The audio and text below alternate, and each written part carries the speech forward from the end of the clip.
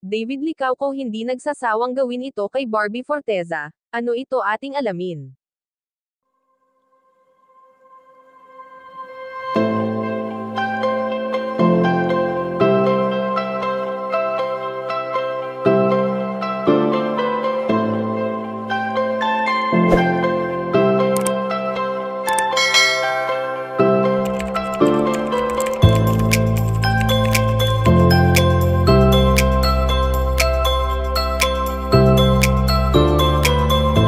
Alam naman natin na dumaan sa matinding pagsubok ang buhay pag-ibig ngayon ni Barbie Forteza nang minsan ay nagmahal siya sa isang lalaki na sa nakalipas na taon ay nauwi rin sa hiwalayan.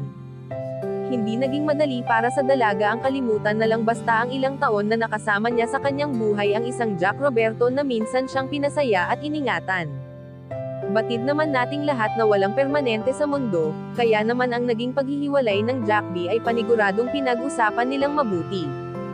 Sa patuloy na pananahimik ni Barbie Forteza at Jack Roberto ay sunod-sunod na projects naman ang kanilang natatanggap ngayon at dito nga nila binubuhos ang kanilang oras at panahon. Subalit sa ngayon nga ay makikita natin ang patuloy na pagpapakilig ng barda na sina Barbie Forteza at David Licauco na madalas na nagkakasama dahil sa love team na namamagitan sa kanila. Sa ngayon nga ay ayon sa aming impormasyon na nakalap na hindi nagsasawang gawin ni David Licauco ang malimit niyang pagtitig sa dalagang si Barbie Forteza na talaga namang pansin palagi ng mga netizens. May mga nakakapagsabi na talagang in love na ang binata sa kanyang binibini na si Barbie at wala namang mali siya dahil sa pareho naman silang single at hindi naman maipagkakaila na bagay silang dalawa para sa isa't isa. Kayo mga kachika, anong masasabi nyo dito? Please leave the comment and don't forget to subscribe.